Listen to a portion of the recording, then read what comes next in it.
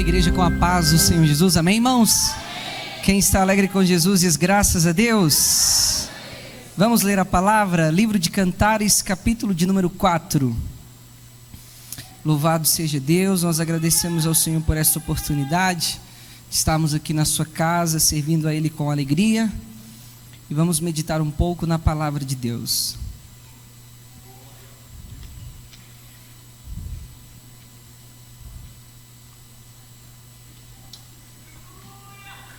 Cantares capítulo 4 e apenas o versículo 16 é o texto da nossa meditação.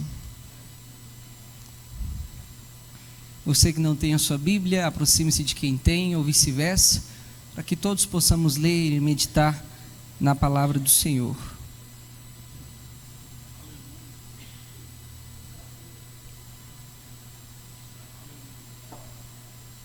Cantares capítulo 4, versículo 16, quem encontrou diz amém. Amém. Diz assim: levanta-te vento norte e vem tu vento sul, assopra no meu jardim, para que se derramem os seus aromas. Ah, se viesse o meu amado para o seu jardim e comesse os seus frutos excelentes. Amém, igreja. Senhor nosso Deus e nosso Pai, nós te louvamos e te agradecemos por esta tarde, Senhor. Te agradecemos pelo privilégio de estar na sua casa, meu Pai. Como é bom estar nesse lugar, meu Deus. Como é bom sentir a tua presença, como é bom sentir o teu Espírito tocando os nossos corações, falando na nossa alma, através da oração, através dos louvores. Pedimos ao Senhor que pela tua infinita graça, o Senhor continue falando nesta hora através da tua palavra, que é viva, que é poderosa, que é fiel e que é verdadeira, Senhor. Segure, meu Pai, nas nossas mãos e nos dá vitória. Em nome de nosso Senhor e Salvador Jesus Cristo, nós louvamos a Ti. Fale para a Tua glória. O Senhor sabe o que a Tua igreja precisa, e eu tenho certeza, Pai, que o Senhor está presente aqui para nos abençoar. Em nome de Jesus Cristo, Teu Filho, para a Tua glória eu lhe peço e agradeço. Amém e amém, Senhor Jesus. Podeis tomar assento, meus amados, dando uma linda salva de palmas, que glorifiquem e adorem ao nome do Senhor. Irmãos, todos nós sabemos que o livro de Cantares é um livro romântico, é um livro muito especial, especialmente para casais, mas ele nos ensina muitas lições espirituais. Além de falar sobre o casamento, ele fala de Cristo e a sua igreja, ele fala de Deus e a nação de Israel. Ele contém profundas lições espirituais para nós. E eu queria extrair uma dessas lições que o Senhor colocou em meu coração. Se você puder deixar sua Bíblia aberta em Cantares. E já quero ler com vocês o capítulo 3. Todos nós sabemos que para todos nós é um grande perigo permanecer na zona de conforto. A zona de conforto é um lugar perigoso demais para nós cristãos. Quando nós estamos bem demais, quando as coisas dão certo demais para nós, nós corremos um grande perigo.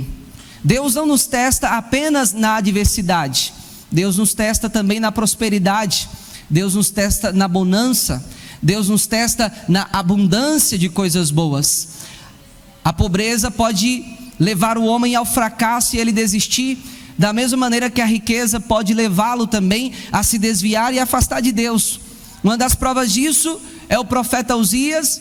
A Bíblia diz que ele tomou posse do trono, e diz a palavra do Senhor que Deus prosperou ele. Foi Deus quem o prosperou, foi Deus quem o abençoou, foi Deus quem o fez crescer. Mas a Bíblia diz, e quando ele prosperou, o seu coração se corrompeu. A zona de conforto é perigosa demais para nós.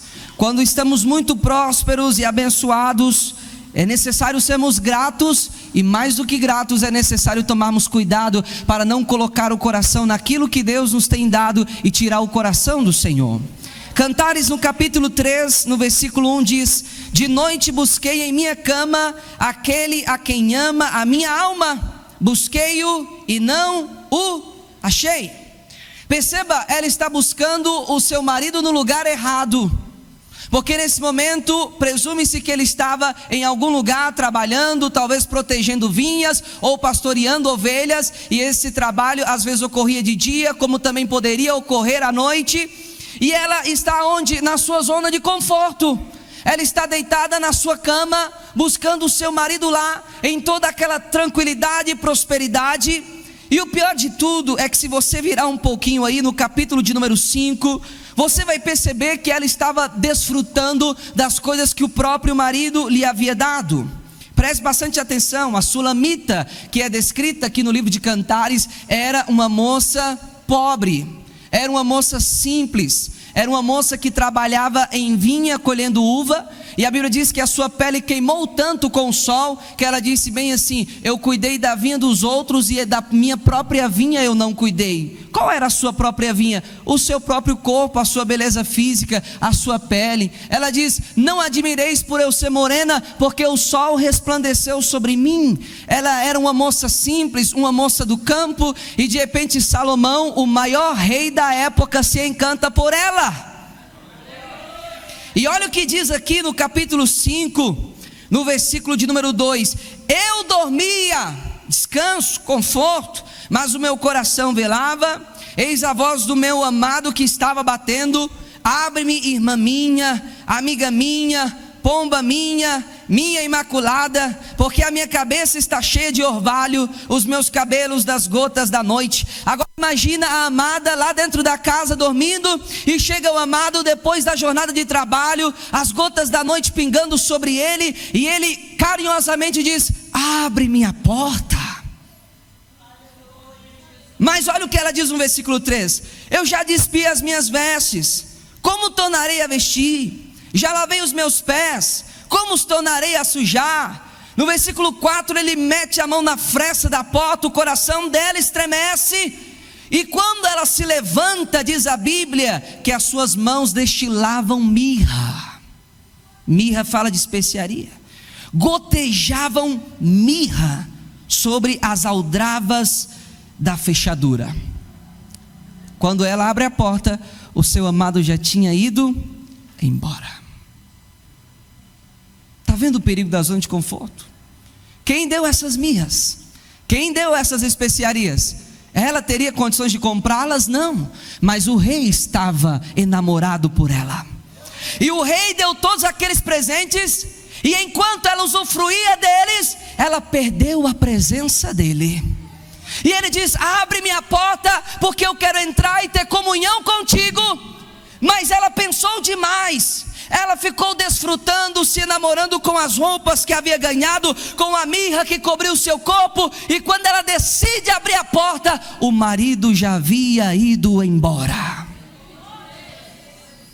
Há muitos de nós, meus amados, que pedimos, que oramos, que clamamos para Deus nos abençoar, e quando Deus nos abençoa, nós ficamos tão enamorados, tão impressionados com o espetacular da bênção, que esquecemos do amado da nossa alma. Estamos dormindo, estamos cochilando, estamos em nossa cama, como sempre diz o pastor, deitado em berço esplêndido.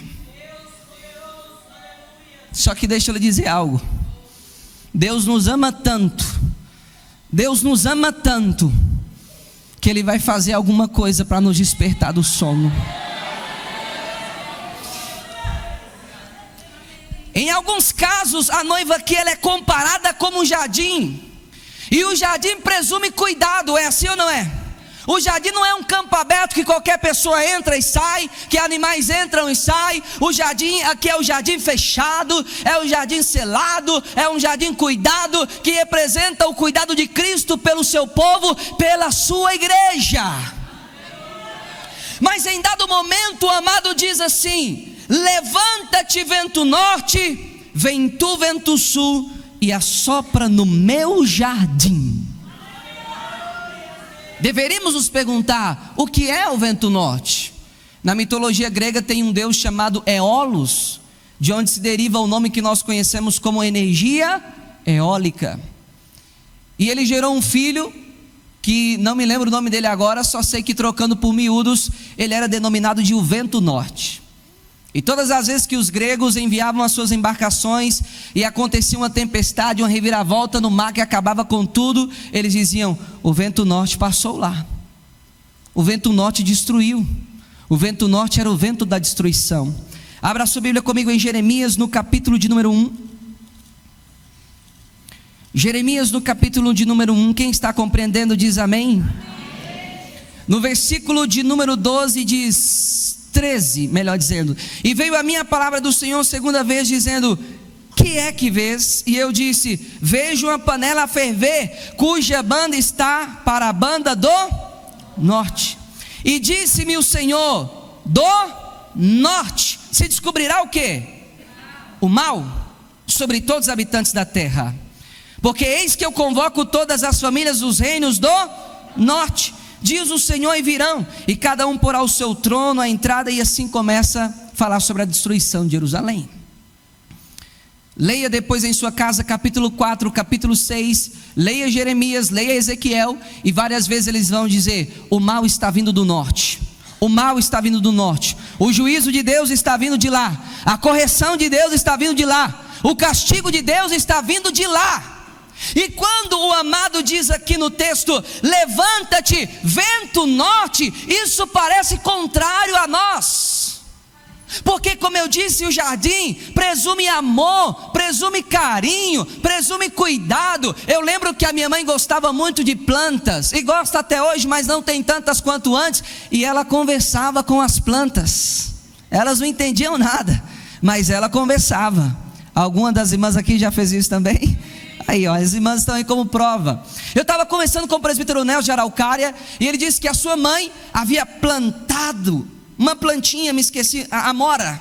Plantou uma amora num potinho dentro da casa dela, e todo dia ela conversava com a planta.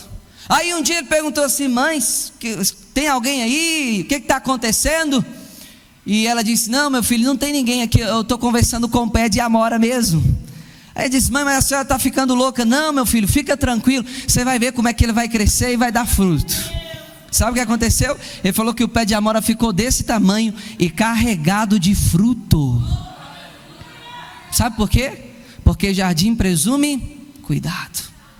Aí você diz: mas que cuidado é esse? Que diz: levanta-te, vento norte, e assopra no meu jardim. A primeira coisa que eu quero que você aprenda com o Senhor Jesus aqui nesse texto é que Deus, Ele é o dono da sua igreja. Deus, Ele é o dono do seu povo, e Ele diz: o jardim é meu. Se o jardim é dele, Ele faz o que Ele quer com o seu jardim. E às vezes, meus amados, nós gostamos muito de culpar o diabo. Eu sei que o diabo tem culpa de muita coisa, é verdade, não estou inocentando ele não, ele é culpado de muita coisa. Mas aqui não é o diabo que está convidando o vento norte, é o próprio amado que está dizendo: levanta-te e sopra sobre o meu jardim. Existem lutas na nossa vida que não são advindas do diabo. Existem lutas na nossa vida que elas vêm direto do próprio Deus para nos ensinar alguma coisa. A noiva estava confortada, estava na sua cama, as suas mãos destilavam mirra. Aí o amado diz: eu vou ensinar uma lição para ela. Amém? Nem toda tempestade que sopra na nossa vida é do diabo. Às vezes são tempestades que Deus sopra na nossa vida. Lembra de Jonas? Jonas era um profeta. Deus manda ele pregar em Nínive. Ele desce para Jope, pega um navio que vai para Tarsis. Quando ele entra no navio, diz a Bíblia que ele desceu até o porão do navio. Perceba, ele desce para Jope, desce para Tarsis, chega no navio, desce para o porão. O caminho da desobediência é o caminho da descida. E quando ele chega lá no porão, o que ele vai fazer? Vocês se lembram? Dormir. Aí Jonas estava bem lá tranquilo dormindo. Aí diz a Bíblia no capítulo 1 de Jonas: e o Senhor enviou um grande vento. O Senhor enviou um grande vento, se fez uma grande tempestade, que se fez um grande temor, diz a Bíblia. O livro de Jonas é o livro das coisas grandes. E a Bíblia nos diz ali que Jonas acordou, assumiu a sua culpa, foi lançado para o mar, e Deus enviou um grande peixe. Aí você se pergunta, por que Deus fez isso com Jonas? Por que Deus enviou uma tempestade? Por que Deus não deixou ele correr tranquilo, seguindo a sua decisão e a sua escolha?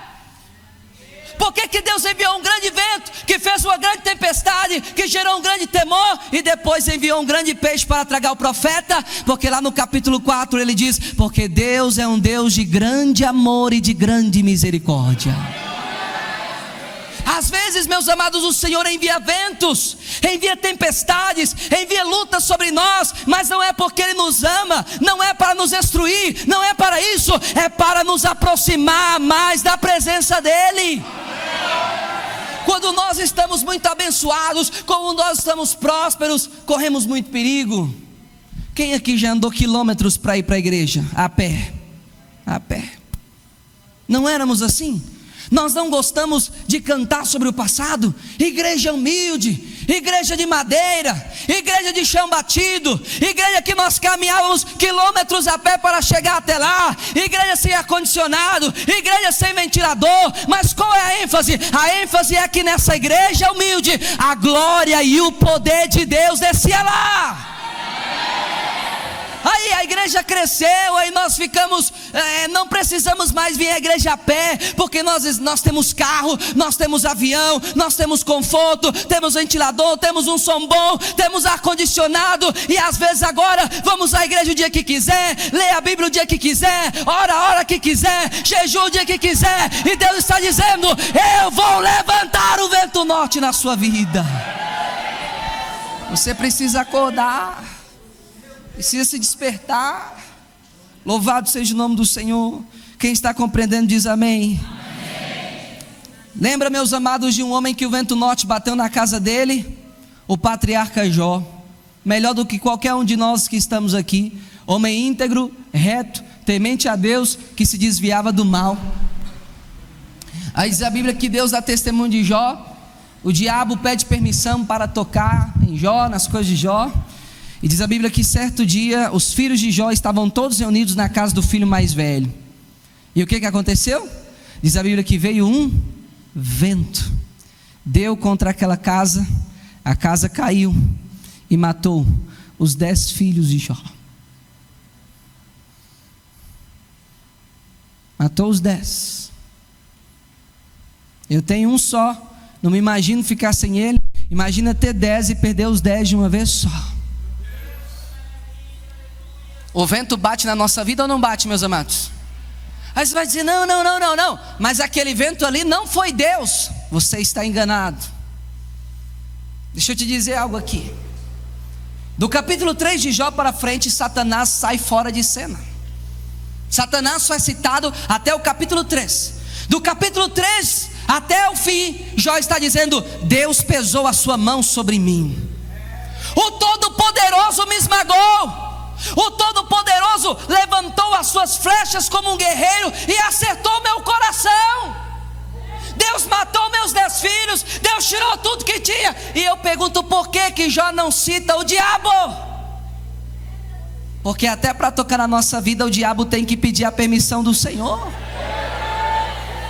Até para tocar na nossa vida. Meus amados, muitas vezes nós damos muito poder ao diabo.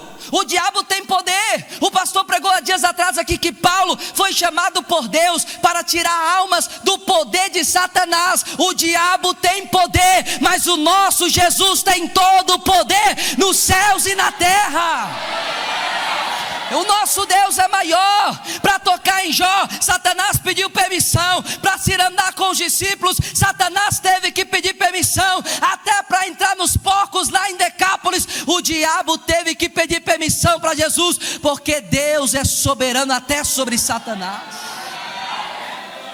Muitas vezes a nossa mente está voltada demais para o diabo. Não, ele só faz aquilo que Deus o permite fazer.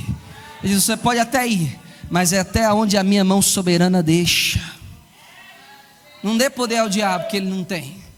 Porque para entrar num porco só, ele tem que pedir permissão para o Senhor. Deixa eu entrar nesses porcos? Deixo. Ele foi e entrou.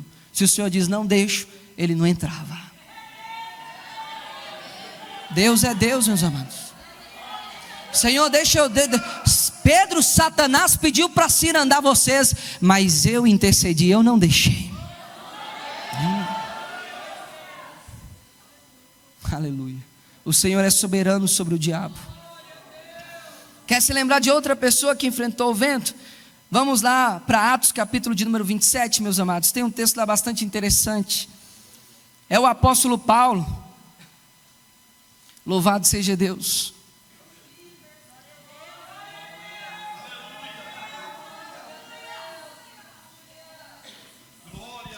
Atos 27, meus amados, no versículo 18: andando nós agitados por uma veemente tempestade, nos dias seguintes aliviaram o navio.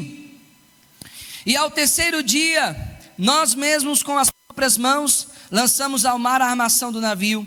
E não aparecendo havia já muitos dias, nem sol, nem estrelas, e caindo sobre nós uma não pequena tempestade, fugiu-nos toda esperança de nos salvarmos.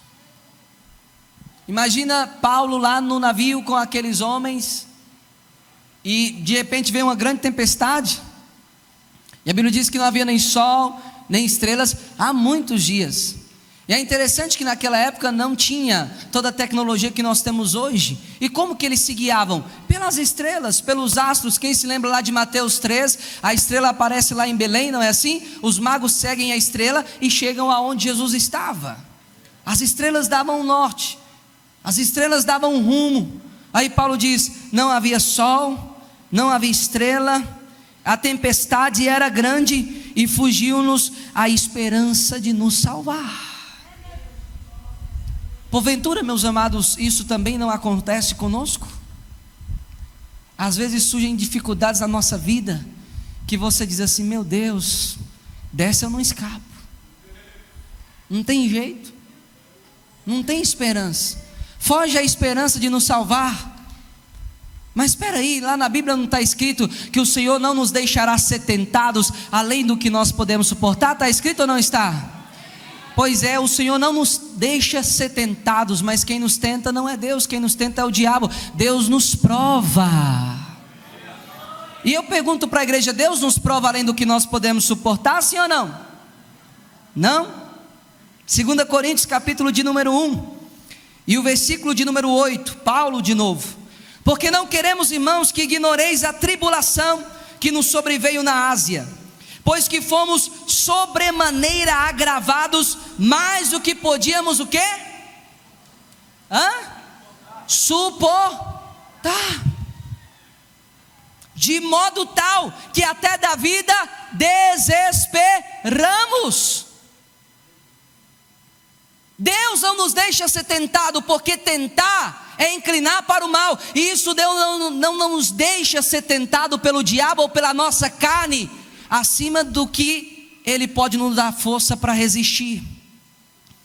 Mas provação, meus amados, é diferente. Provação não é inclinar ninguém para o mal. Tentação é, provação não. Deus nos prova além do que nós podemos suportar. Paulo está dizendo: a tribulação foi tão grande, mais do que eu pude suportar. Até da vida nós ficamos desesperados. Às vezes acontece conosco. Chega um momento da nossa vida que parece que não tem jeito, não tem solução, não tem esperança. A luta bate na nossa porta e você diz: meu Deus, o que está acontecendo? E Deus, meus amados, muitas vezes não nos dá explicações de nada. Você vê Jó sofrendo, Jó lutando, e ele pergunta a Deus: ó Deus, eu quero saber o porquê, eu quero saber porquê, eu quero um tribunal para colocar minha causa diante de Deus. E chega lá na frente, sabe o que Deus responde para ele? Nada. Deus diz: cinge o teu lombo, que eu vou te perguntar agora, e você que vai me responder. Enquanto Jó queria saber só qual era a causa da sua luta, Deus fez 72 perguntas para Jó. E sabe quantas ele sabia responder? Nenhuma. Às vezes Deus nos prova de maneira tal que até da vida nós desesperamos. É o vento norte, é a tempestade. Você olha, cadê o sol? Não tem sol. Cadê a estrela? Não tem estrela. Parece não haver solução. Aí você pergunta: mas por que Deus faz isso? Aí Paulo responde aqui no mesmo texto: é para que nós não confiássemos em nós, mas colocássemos a nossa confiança no Senhor. Enquanto nós estamos suportando, você está dizendo: não, Senhor, deixa comigo que eu sei, eu tomo a decisão, eu dou um jeito, deixa comigo que eu vou aguentando. Aí Deus pesa, meus amados, o nosso fardo para dizer: agora a sua esperança depende só de mim, depende só dEle. O Senhor nos prova além do que nós podemos suportar. Paulo diz: é mais do que podíamos suportar. Nós não podíamos, nós ficamos desesperados. Mães que se desesperam: meu Deus, meu filho nas drogas, meu Deus, minha filha na prostituição. Esposas que se desesperam por causa dos seus maridos, maridos que se desesperam por causa das suas esposas. E assim vice-versa, pessoas que estão aqui, quem sabe, desesperadas porque foi ao médico, e o médico diz: ó, não tem solução para o seu problema, é mais do que você pode suportar. Mas quando você não suportar mais o fardo, mais a sua luta, mais a sua dificuldade, lança o teu fardo sobre o Senhor, e Ele te susterá, diz a palavra. Ele vai te sustentar.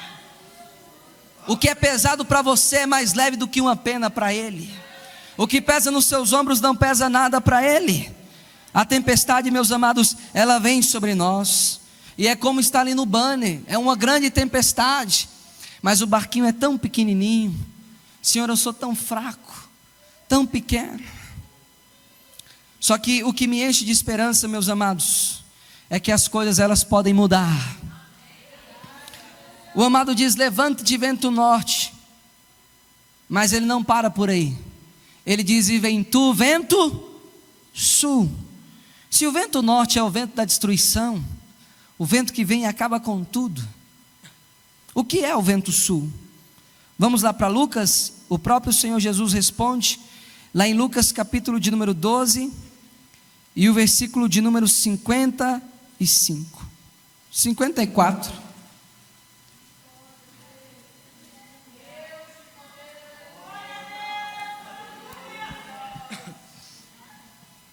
Lucas capítulo 12, versículo 54, quem achou diz glória a Deus.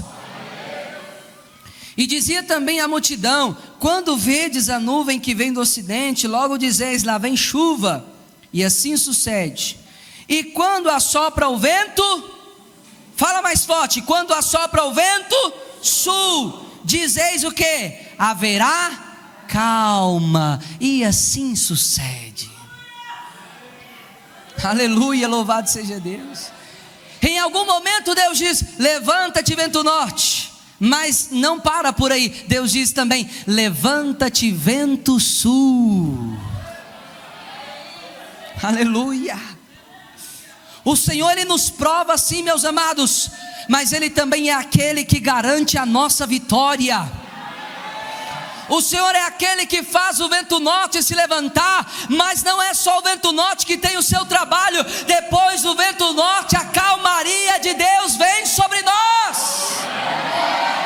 Não é apenas a luta, é também a vitória. A Bíblia nos diz que Deus é aquele que tira a vida, mas é aquele que faz viver. É aquele que faz adoecer, mas é aquele que também cura a ferida. É aquele que manda o vento norte, mas é aquele que diz: levanta vento sul e assopra no meu jardim. Aleluia.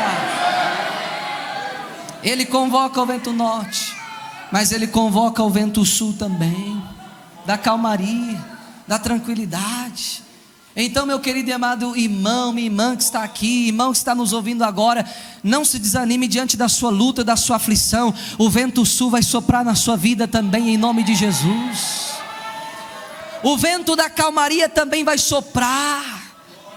Lá em Mateus no capítulo de número 8, Jesus estava no barco, soprou a grande tempestade, e a Bíblia diz, meus amados, que o barquinho já estava quase se afundando, e Jesus estava dormindo, Jesus estava tranquilo. Aí você deve se perguntar: meu Deus, eu estou aqui sofrendo, passando essa luta, essa dificuldade, eu oro a Deus, Deus não ouve, eu clamo a Deus, Deus não ouve, parece que Deus está dormindo, parece que Deus está tranquilo. E você deve se perguntar: por que Jesus é tão tranquilo assim?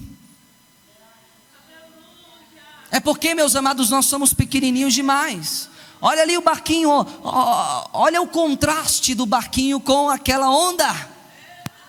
O nosso barquinho é muito pequeno, e quando nós olhamos para a onda, olhamos para o vento, olhamos para a tempestade, você diz: não, eu não vou vencer, eu não vou conseguir. Mas Jesus está tranquilo, sabe por quê? Porque lá em Isaías diz que as águas do mar são como uma gota d'água na mão do Senhor. O problema que é grande para você não é nada para Deus, nada. A sua luta é grande para você, mas para Ele não é nada. Para Ele não é nada. O Senhor, meus amados, Ele convida o vento norte, mas Ele também convida o vento sul, o vento da calmaria. E a Bíblia diz que o Senhor Jesus disse: olha, mas acalma-te aí, fica bem quietinho, tempestade te aquieta. E na mesma hora se fez bonança, tranquilizou tudo. Aquela pessoa que vai lá no hospital e diz: olha, você vai morrer. O médico diz: não tem jeito. Você chega aqui na igreja, Jesus te cura. É o vento sul soprando na sua vida. É aquele filho, aquela filha que você ora a vida inteira, parece que não tem jeito. Aí chega um congresso como esse, você diz: ô filho, filha, vamos lá na igreja. Ele vem, depois da palavra ele levanta a mão e aceita Jesus. É o vento sul soprando na sua vida. É o vento da calmaria, meus amados. Deus não vai nos deixar perecer. Agora devemos entender uma coisa aqui: Deus não faz nada sem propósito. Levanta-te vento norte, vento sul, e assopra onde? No meu jardim. Mas tem propósito. Tem propósito. Qual é o propósito de Deus? Para que se derramem os seus aromas. Aroma é cheiro bom, né? O que Paulo diz? Paulo diz: olha, igreja, você e eu, nós somos o bom perfume de Cristo. O bom perfume de Cristo. Pastor Sidney gosta de usar essa ilustração de que às vezes você pode amassar rosa assim, né? Com a mão. Você pode acabar com ela, mas o cheiro vai ficar na tua mão. É assim ou não é? Quando você espreme a rosa, o seu aroma se espalha. Aleluia. Quando Deus sopra o vento, sabe para que é? É para espalhar o aroma da igreja. É para espalhar o aroma do evangelho. Meus amados, é para espalhar o bom perfume de Cristo por esse mundo, meus irmãos. É para isso. Eu olho para a vida do apóstolo Paulo e vejo isso aqui se cumprindo cabalmente na vida de Paulo. Paulo foi um homem que passou muita luta, meu Deus do céu. O homem foi apedrejado, dado como morto. Serei esse aí, nunca mais. Os irmãos fazem oração por ele, ele levanta. E a Bíblia diz que logo quando ele levanta, ele sai dali para pregar o evangelho, para pregar a palavra. Espera aí, Paulo, mas você não acabou de ser apedrejado e já vai pregar? Eu vou espalhar o aroma, o vento soprou, agora tem que espalhar o aroma. E é interessante que nessas andanças, Paulo sofre aqui, Paulo sofre dali, Paulo sofre acolá, e de repente ele vai parar lá no palácio de Nero, lá no pretório, que diz a carta aos Filipenses. Aí sabe o que acontece quando Paulo está lá na prisão? Quando Paulo está lá preso, em algemas, naquele buraco fedido, em péssimas condições, que nenhum de nós queríamos estar. Vou te dizer o que Paulo fez. Ficou reclamando, ficou dizendo: meu Deus, que é isso? Eu estou fazendo a tua obra e é assim que o Senhor me recompensa. Foi isso que ele fez, irmãos? Não, o que ele fez? Começou a pregar o evangelho lá no palácio de Nero. Começou a pregar, foi pregando.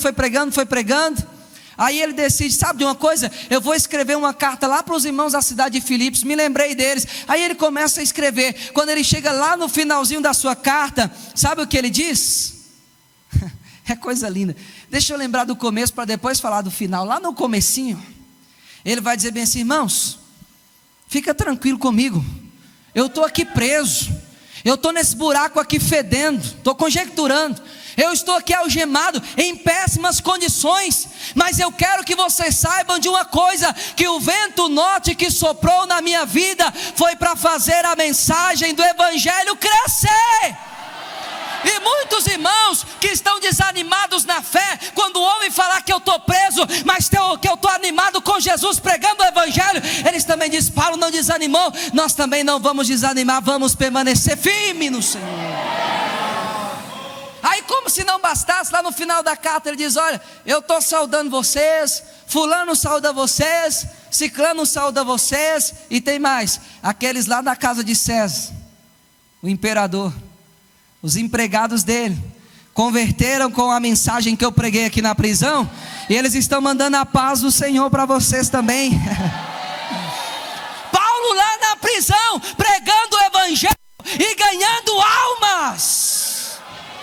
Como você explica isso? É assim que acontece quando o cristão sofre, meus amados. O aroma do evangelho se espalha, o cheiro de Cristo se espalha, o cheiro de Cristo se espalha. Isso é coisa linda, é coisa maravilhosa. Às vezes Deus tem que espremer arroz. Eu gosto da multiplicação dos pães, que diz que Jesus pegou 5 pães, 2 peixinhos, levantou e deu graças. Ali aconteceu a metade do milagre. A outra metade acontece quando a Bíblia diz: e partindo o pão foi multiplicando.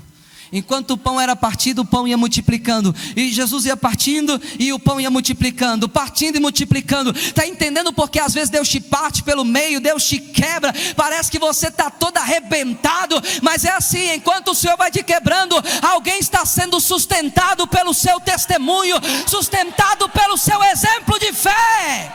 Louvado seja Deus, louvado seja o nome do Senhor.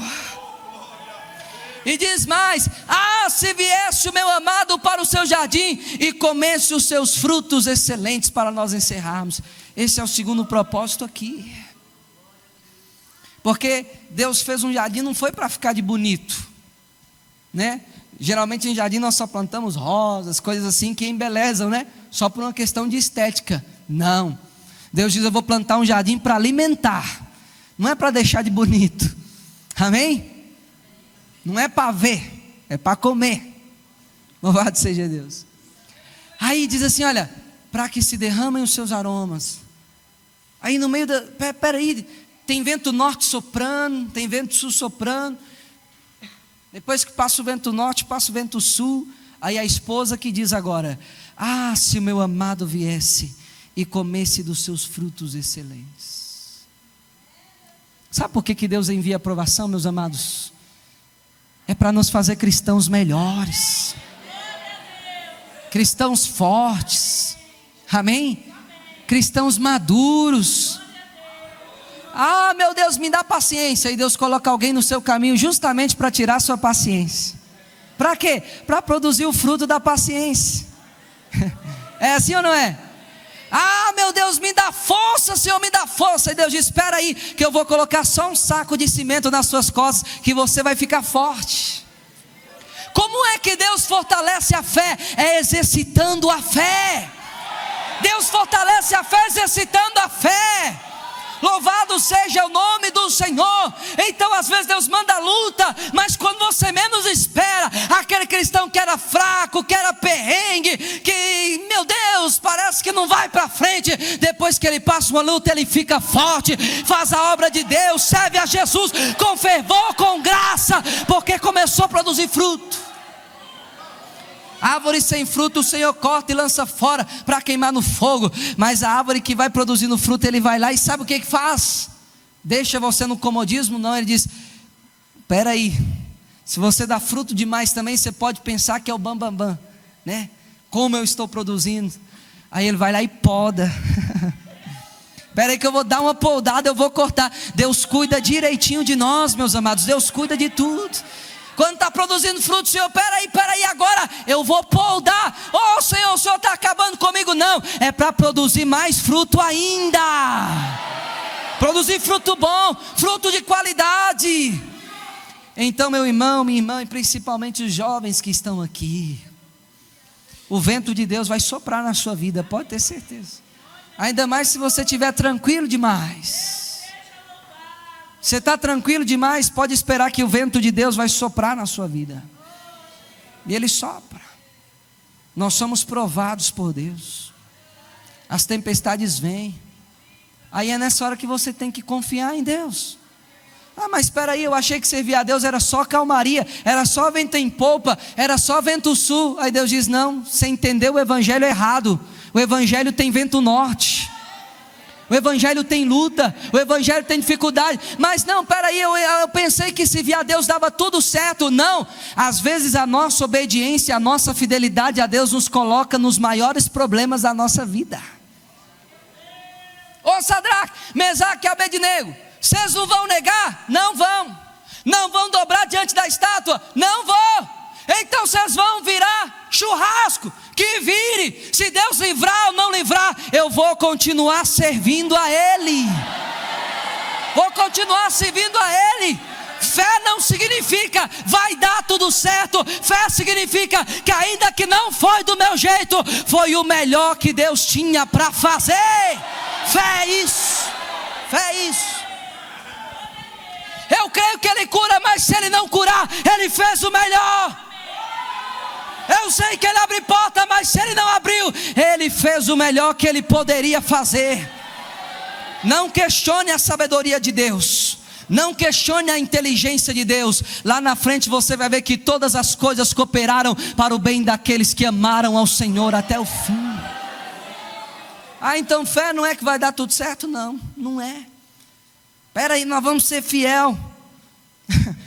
Vamos lá para Hebreus, só para encerrar agora.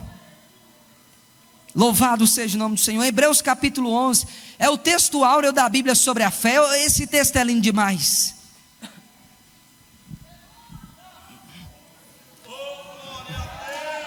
Hebreus capítulo de número 11, versículo 32. E que mais direi? Faltar-me o tempo contando de Gideão, e de Baraque, e de Sansão, e de Jefité, e de Davi, e de Samuel, e dos profetas, os quais pela fé, aleluia. Aí você me pergunta: o que eles fizeram pela fé? Pela fé venceram reinos, oh glória. Pela fé praticaram a justiça, alcançaram promessa, fecharam a boca dos leões, aleluia.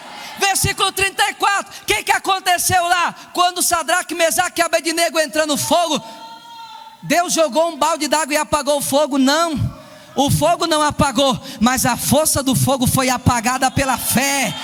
Pela fé apagaram a força do fogo, e foi tão tremendo, tão extraordinário, que Nabucodonosor disse assim: olha que é isso, eu estou vendo 4 homens passeando no fogo. Eles não estão desesperados não, eles não estão arrancando o cabelo da cabeça, eles estão passeando com Jesus, passeando.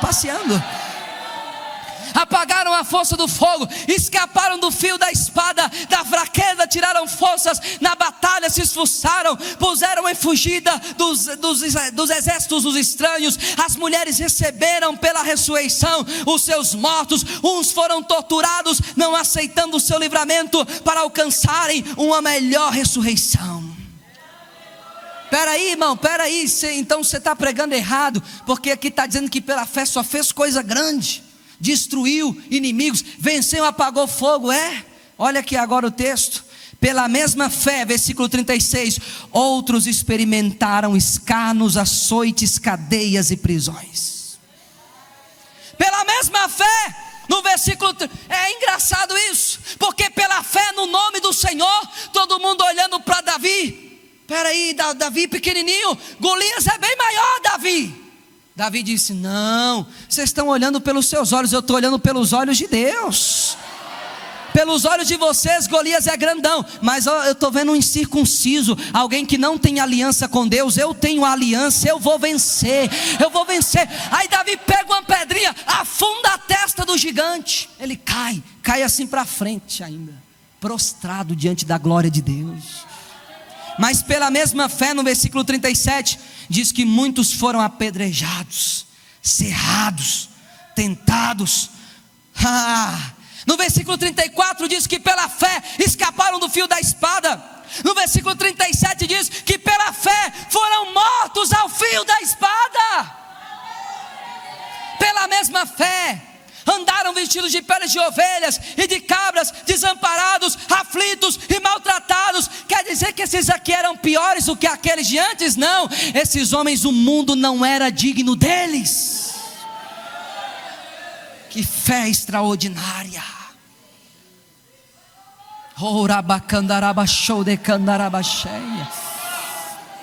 Meus amados, a fé é repousar completamente em Deus. Se coloque de pé em nome de Jesus, se coloque de pé. A irmã que cantou aqui com o coral disse, nós vemos em um contexto que é assim, ou Deus faz, ou Deus faz. Ou Deus faz, ou Deus faz.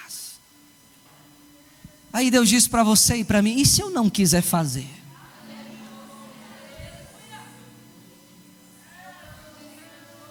E se Ele não quiser fazer? Você vai fazer o quê? Você vai ficar esperneando? Deus diz, não tem problema, pode espernear. Eu sou soberano, eu sei o que eu faço. Então não fica ensinando Deus, Senhor faz assim, ou Senhor faz desse jeito. Senhor, faz do teu jeito, seja feita a tua vontade. Oh Pai, afasta de mim esse cálice, mas tem uma coisa, todavia seja feita a tua vontade, não a minha, a tua vontade. Conta-se a história de uma irmã que o seu filho morreu, pequenininho, a criança morreu. Estava brincando na rua, passou um caminhão, atropelou a criança. A mãe ficou a vida inteira, meu Deus, por que o Senhor matou meu filho, meu Deus? Por que o Senhor deixou meu filho morrer? Passou 6, 7, 8, 9, 10, 11, 12, 13, 14, 15, 16, 17. No dia que a criança ia completar 18 anos, a mãe disse, meu Deus, por que o Senhor fez isso? E Deus deu uma visão para ela. Ela viu uma favela e um beco muito apertado. E Deus falou para ela, sobe o beco agora. E ela começou a subir. Enquanto ela andava, jovens se drogando, injetando na veia drogas, se definhando no mundo do crime. Chegava lá na frente, o beco não tinha mais saída. E naquele beco sem saída, o filho dela estava lá perdido. Naquele momento, ela nunca mais questionou a Deus e passou a agradecer a Deus. Então era assim, Senhor, 18 anos depois estaria assim, estaria assim. Talvez você não entenda o que Deus faz. Às vezes dói demais. Às vezes eu digo, eu estou colocando esse espinho, é para você não se orgulhar. Mas às vezes eu digo, eu vou colocar o espinho e não vou dar nenhuma explicação, vou ficar em silêncio. Aleluia. Mas Ele está contigo, meu irmão, Ele está contigo, Ele está contigo. Jesus disse, olha, tem que se cumprir a profecia, o pastor será ferido, as ovelhas vão dispersar, vocês me deixarão só. Há momentos da nossa vida em que sentimos assim, somos feridos e ficamos só, mas Jesus diz, eu não estou só, porque o Pai está comigo. Levante as suas mãos aos céus. Senhor meu Deus, nos ajude a entender o que é a fé, Senhor. Nos ajude a repousar na sabedoria do Senhor. É verdade, Pai, que a nossa mente é tão pequena. Nós não entendemos o porquê do desemprego. Nós não entendemos o porquê da morte de alguém que nós amamos. Nós não entendemos porque criamos filhos e às vezes eles se perdem. E às vezes choramos para eles voltarem para a igreja. Nós não entendemos muitas coisas, não precisamos entender, precisamos crer, precisamos acreditar que o Senhor fará o melhor por nós. Senhor, segura nas nossas mãos, ajude essa alma aflita e cansada, esta pessoa que entrou aqui desesperada, essa pessoa que entrou aqui aflita, essa pessoa que entrou aqui, Senhor meu Deus e meu Pai, com tanta aflição na sua alma, aflito.